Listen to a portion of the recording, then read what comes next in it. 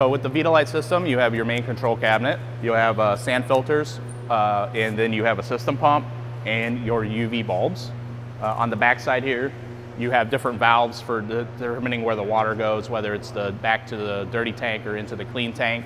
You have an acid dosing pump to add your acid to clean the bulbs. And you have a pH probe that will need occasionally calibrated to make sure you're reaching the right amount of acid in the UV bulbs during a cleaning process. There is a radiation sensor down here that keeps the system accurate, and it'll give you a warning if the bulbs are not reaching the radiation level that they need. The bulbs are easily changeable here.